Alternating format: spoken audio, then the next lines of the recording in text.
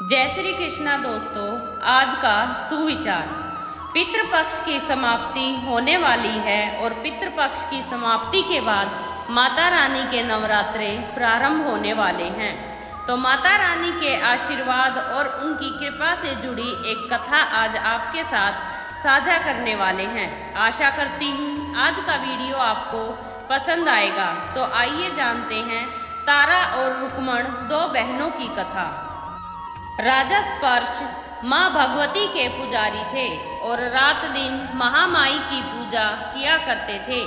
माँ ने भी उन्हें राजपाट, धन दौलत, ऐशो आराम के सभी साधन दिए थे। कमी थी तो सिर्फ यह कि उनके घर में कोई संतान नहीं थी।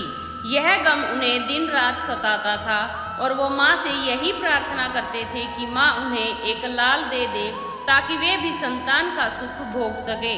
उनके पीछे भी उनका नाम लेने वाला कोई हो, उनका वंश चलता रहे।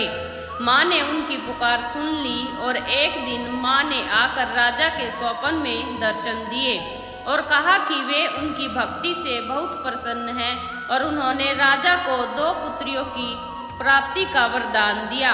कुछ समय के बाद राजा के घर में एक कन्या ने जन्म लिया। राजा ने अपने राज दरबारियों को बुलाया, पंडितों व ज्योतिषियों को बुलाया और बच्ची की जन्म कुंडली तैयार करने का आदेश दिया। पंडित तथा ज्योतिषियों ने उस बच्ची की जन्म कुंडली तैयार की और कहा कि वो कन्या तो साक्षात देवी है। यह कन्या जहाँ भी कदम रखेगी वहाँ खुशियाँ ही खुशियाँ होंगी। कन्या भी भगवती की पुजारिन होगी। उस कन्या का नाम तारा रखा गया। थोड़े समय बाद राजा के घर वरदान के अनुसार एक और कन्या ने जन्म लिया। मंगलवार का दिन था। पंडितों और ज्योतिषियों ने जब जन्म कुंडली तैयार की तो उदास हो गए। राजा ने उदासी का कारण पूछा तो वे कहने लगे कि वह कन्या राजा के लिए शुभ नहीं है। राजा ने उदास होकर ज्योतिषियों से पूछा कि उन्होंने ऐसे कौन से बुरे कर्म किए हैं जो इस कन्या ने उनके घर में जन्म लिया। उस समय ज्योतिषियों ने ज्योतिषी के अनुसार लगाकर बताया कि वो दोनों कन्याएं जिन्होंने उनके घर में जन्म लिया था पूर्व जन्म में देवराज इंद्र के दरबार की अप्सराएं थी। उन्होंने सोचा कि वे भी मृत्युलोक में भ्रमण करें तथा देखें कि मृत्युलोक में लोग किस तरह रहते हैं। दोनों ने मृत्युलोक पर आकर एकादशी का व्रत रखा। बड़ी बहन का नाम तारा था और छोटी बहन का नाम रुक्मण।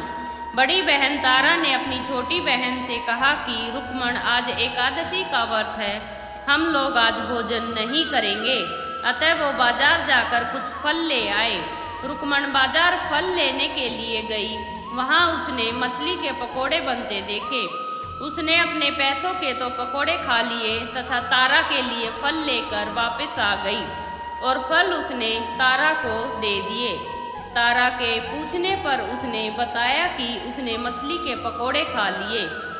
तारा ने उसको एकादशी के दिन मांस खाने के कारण श्राप दिया कि वो निम्न योनियों में गिरे और छिपकली बनकर सारी उम्र ही कीड़े मकोड़े खाती रहे। उसी देश में एक ऋषि गुरु गोरख अपने शिष्यों के साथ रहते थे। उनके शिष्यों में एक शिष्य तेज स्वभाव का तथा घमंडी था। एक दिन वो घमंडी शिष्य पानी का कमंडल भरकर खुले स्थान में एकांत में जाकर तपस्या पर बैठ गया। वो अपनी तपस्या में लीन था। उसी समय उधर से एक प्यासी कपिला गाय आ गई। उस ऋषि के पास पड़े कमंडल में पानी को उसने पी लिया और सारा पानी खत्म करके जब गाय ने अपना मुंह निकाला तो कमंडल की आवाज सुनकर ऋषि की समाधि टूट गई। उसने देखा कि गाय ने सारा पानी पी लिया था। ऋषि ने गुस्से में आकर उस कपिला गाय को बहुत बुरी तरह से चिमटे से मारा, जिससे वह गाय लहूलुहान हो गई। यह खबर गुरु गोरख को मिली तो उन्होंने कपिला गाय की हालत देखी। उन्होंने अपने उस शिष्य को बहुत बुरा भला कहा और उसी वक्त आश्रम से निकल जाने के लिए कहा। गुरु गोरख ने गौ माता पर किए गए पाप से छुटकारा पाने के लिए कुछ समय बाद एक यज्ञ रचाया। इस यज्ञ का पता उस शिष्य को भी चल गया। जिसने कपिला गाय को मारा था। उसने सोचा कि अपने अपमान का बदला वह जरूर लेगा। यज्ञ शुरू होने पर शिष्य ने एक पक्षी का रूप धारण किया और चोंच में सर्प उठाकर भंडारे में फेंक दिया, जिसका किसी को पता न चला। वह छिपकली जो पिछले जन्म में तारा देवी की छोटी बहन थी तथा बहन के श्राप के कारण वह छिपकली बनी थी, सर्प को भंडारे में गिरता देख रही थी। उसे त्याग व परोपकार की शिक्षा अब तक याद थी।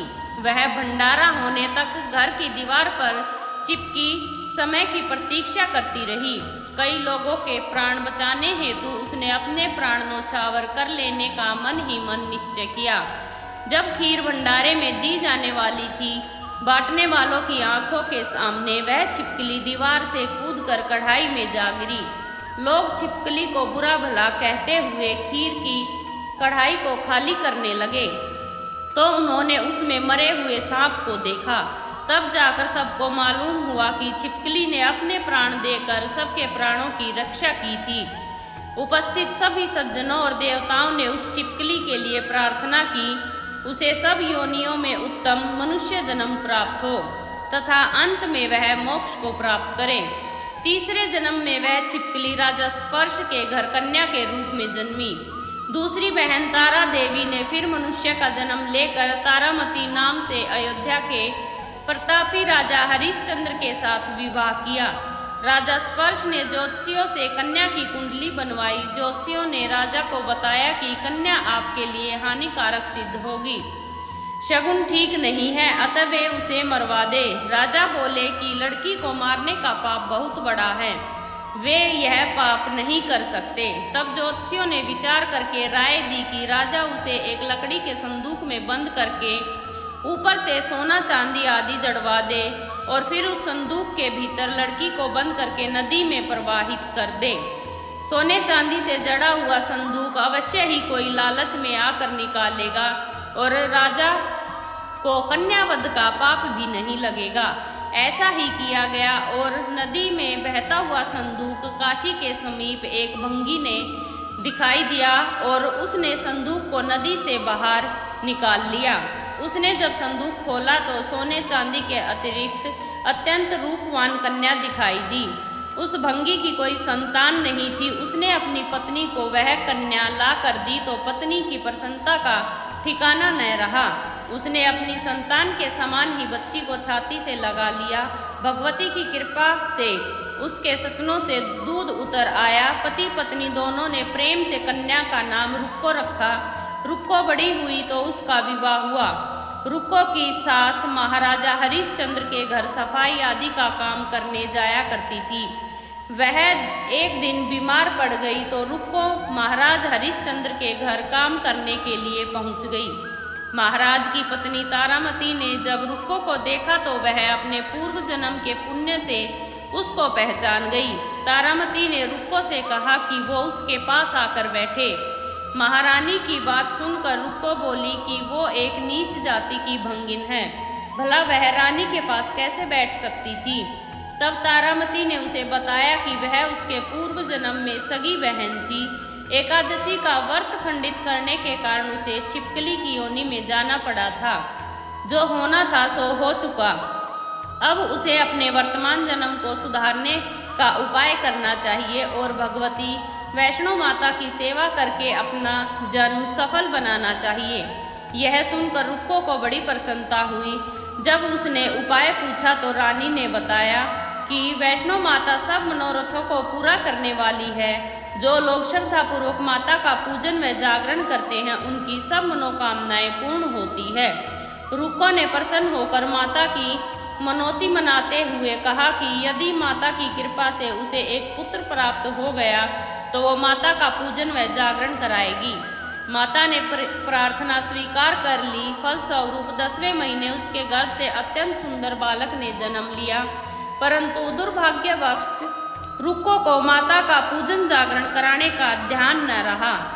जब वह बालक 5 वर्ष का हुआ तो एक दिन उसे माता यानी कि चेचक निकल आई। रुक्को दुखी होकर अपने पूर्व जन्म की बहन तारामती के पास आई। और बच्चे को बीमारी का सब वृत्तांत कह सुनाया।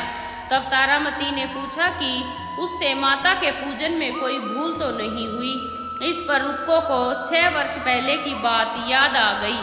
उसने अपराध स्वीकार कर लिया। उसने फिर मन में निश्चय किया कि बच्चे को आराम आने पर वह जागरण अवश्य कराएगी। भगवती की कृपा से बच्चा दूसरे दिन ही ठीक हो गया। तब रुक्को ने देवी के मंदिर में ही जाकर पंडित से कहा कि उसे अपने घर माता का जागरण करवाना है, अतः वे मंगलवार को उसके घर पधार कर कृतार्थ करे। पंडित जी बोले कि वही 5 रुपए देती जाए। पंडित जी उसके नाम से मंदिर में ही जागरण करवा देंगे। क्योंकि वह एक नीच जाति की स्त्री है, इसलिए वे उसके घर में जाकर देवी का जागरण नहीं कर सकते। रुक्को ने कहा कि माता के दरबार में तो ऊंच नीच का कोई विचार नहीं है, वे तो सब भक्तों पर समान रूप से कृपा करती है, अतः उनको कोई ऐतराज नहीं होना चाहिए। इस पर पंडित ने आपस में विचार विमर्श करके कहा कि यदि महारानी उनके जागरण में पधारे तब वो स्वीकार कर लेंगे। यह सुनकर रुक्को महारानी के पास गई और सब वृत्तांत कह सुनाया। तारामती ने जागरण में सम्मिलित होने का सहर्ष स्वीकार कर लिया। जिस समय रुक्को पंडितों से यह कहने के लिए गई कि महारानी जी जागरण में आएंगी, उस समय सेन नाम का नाई वहां मौजूद था। उसने सब सुन लिया और महाराज हरिश्चंद्र को जाकर सूचना दी। राजा को सेन नाई की बात पर विश्वास नहीं हुआ कि महारानी बंगियों के घर जागरण में जाएगी। फिर भी परीक्षा लेने के लिए उसने रात को अपनी उंगली पर थोड़ा सा चीरा लगा लिया, जिससे उन्हें नींद न आए। रानी तारामती ने जब देखा कि जागरण का समय हो रहा है परंतु महाराज को नींद नहीं आ रही, तो उन्होंने माता वैष्णो देवी से मन ही मन प्रार्थना की कि माता किसी उपाय से राजा को सुला दे ताकि वो जागरण में सम्मिलित हो सके। राजा को नींद आ गई। तारामती रोशनदान से रस्सा बांधकर महल से उतरी और रुक्को के घर जा पहुंची। उस समय जल्दी के कारण रानी के हाथ से रेशमी रुमाल व पांव का एक कंगन रास्ते में ही गिर पड़ा। उधर थोड़ी देर बाद राजा हरिश्चंद्र की नींद खुल गई। वह भी रानी का पता लगाने निकल पड़े।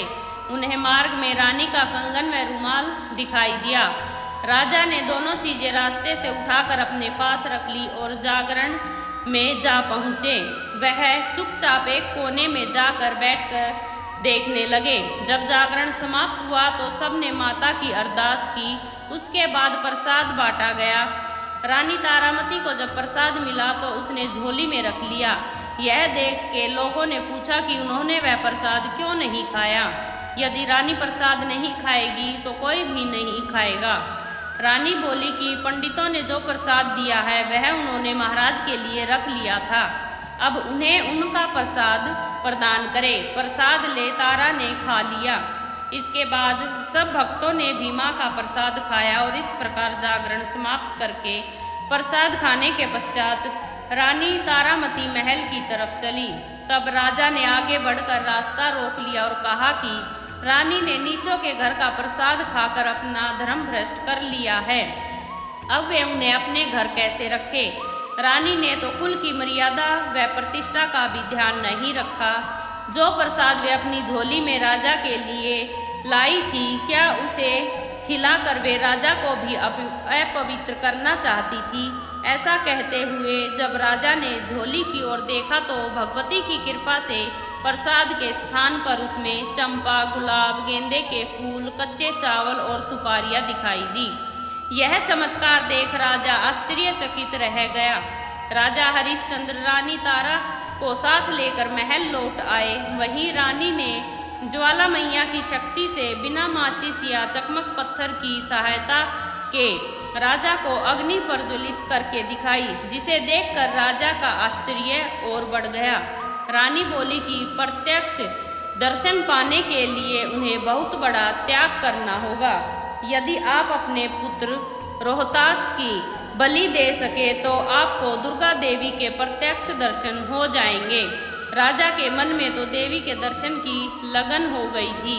राजा ने पुत्र मोह त्याग कर रोहतास का सिर देवी को अर्पण कर दिया।